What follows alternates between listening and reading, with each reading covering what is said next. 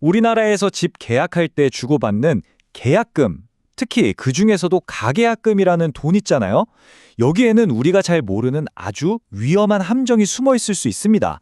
수천만 원, 어쩌면 수억 원이 왔다 갔다 하는 이 문제, 오늘 제가 아주 확실하게 파헤쳐 드릴게요. 자, 마음에 쏙 드는 집을 찾아서 계약금을 보냈습니다. 그럼 이제 이 집은 완전히 내 거라고 안심해도 되는 걸까요? 놀랍게도 말이죠. 바로 그 돈이 오간 순간부터 아주 복잡한 법적 다툼이 시작될 수도 있습니다.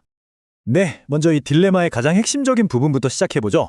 바로 이 집 놓치면 안 되니까 일단 잡아두자는 생각으로 섣불리 건네는 그 돈에 대한 이야기입니다. 이걸 우리가 보통 가계약금이라고 부르죠. 집을 사겠다는 의사를 보여주려고 일단 소액부터 보내는 관행인데요. 여기서 정말 흥미로운 사실은 우리나라 민법에요. 가계약금이라는 단어 자체가 아예 없다는 겁니다. 법적인 근거가 없다 보니까 이 돈의 효력은 전적으로 당사자들이 어떤 내용에 또 어떻게 합의했느냐에 따라서 그야말로 하늘과 땅 차이로 달라집니다. 이 표를 잠깐 보시면 그 차이가 아주 명확하게 보일 겁니다. 가계약금은 보시다시피 법적인 정의 없이 당사자 간의 합의에만 의존하지만 정식계약금은 민법 제565조에 딱 명시된 아주 강력한 법적 구속력을 갖습니다. 바로 이 지점에서 만약 계약을 취소할 때 물어줘야 하는 위약금, 즉 페널티의 기준이 완전히 달라지는 건데요. 이 작은 차이가 결국 수천만 원짜리 분쟁의 씨앗이 되는 거죠.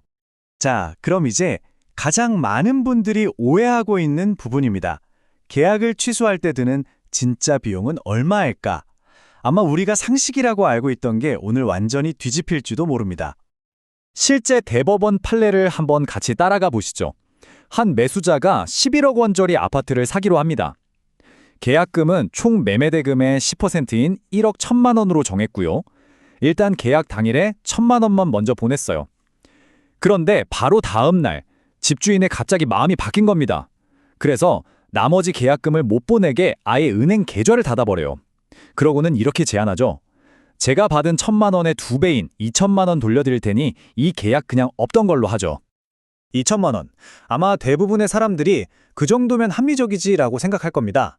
내가 실제로 받은 돈의 2배만 돌려주면 되겠지. 이게 우리의 일반적인 상식이니까요. 매도인도 당연히 그렇게 생각했고요. 하지만 법원의 판단은 정말 완전히 달랐습니다. 여기서 이 모든 상황을 한 번에 뒤집어버린 결정적인 한 문장이 나옵니다. 대법원은 이렇게 판결합니다. 해약금의 기준이 되는 돈은 실제로 주고받은 돈이 아니라 약정한 계약금으로 보는 것이 타당하다. 바로 이 한 문장이 모든 걸 바꾼 거죠. 네, 맞습니다. 실제 법적인 위약금은 무려 1억 1천만 원이었습니다.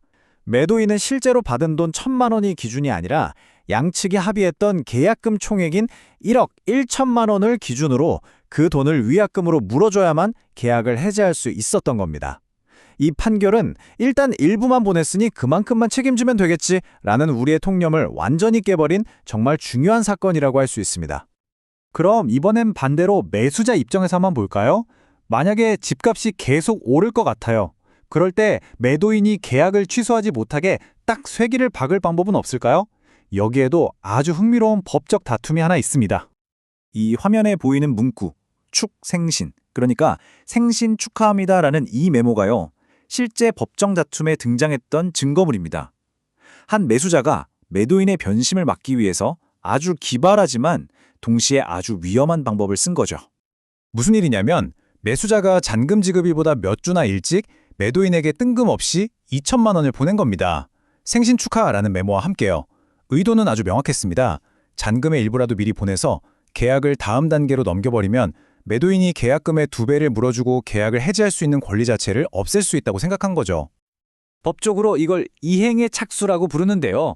중도금이나 잔금의 일부를 지급하는 것처럼 계약의 주된 의무를 이행하기 시작하면 어느 한쪽이 일방적으로 계약금만 포기하고 계약을 해지할 수 없게 됩니다.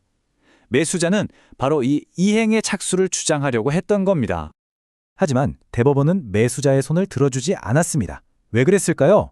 법원은 매도인에게도 기한의 이익이라는 게 있다고 봤습니다. 이게 무슨 말이냐면 정해진 잔금일까지는 매도인 역시 계약을 해지할 수 있는 권리를 누릴 시간적인 이익이 있다는 거죠. 매수인이 일방적으로 돈을 먼저 보낸 건 매도인의 이 합법적인 권리를 부당하게 침해하는 행위라고 본 겁니다. 돈을 먼저 보낸다고 해서 무조건 계약을 묶어둘 수 있는 건 아니라는 또 다른 중요한 사실을 보여주는 판결이죠. 자, 지금까지 우리가 본 이 충격적인 사례들을 통해서 뭘 배워야 할까요? 이제부터는 모호한 약속을 법적 구속력이 있는 단단한 계약으로 만드는 구체적인 방법을 알아보겠습니다. 여러분의 소중한 돈을 지키기 위한 가장 중요한 부분이니까 잘 들어주세요. 이 화면을 한번 보시죠. 실제 판례에 나왔던 문자 메시지인데요. 중도금이나 잔금 지급일 같은 아주 중요한 항목들이 추후 협의라고 되어 있거나 아예 빈칸으로 남아있는 경우 법원은 이걸 계약으로 보지 않았습니다. 이건 계약이 아니라 그저 계약을 하자고 제안하도록 유인하는 행위에 불과하다고 판단한 거죠. 그럼 도대체 언제 가계약금이 구속력 있는 진짜 계약이 될까요? 바로 이 5가지 핵심 요소가 명확하게 합의되었을 때입니다. 첫째, 그냥 그 아파트가 아니라 어느 동, 어느 호수까지 부동산이 정확하게 특정되어야 합니다.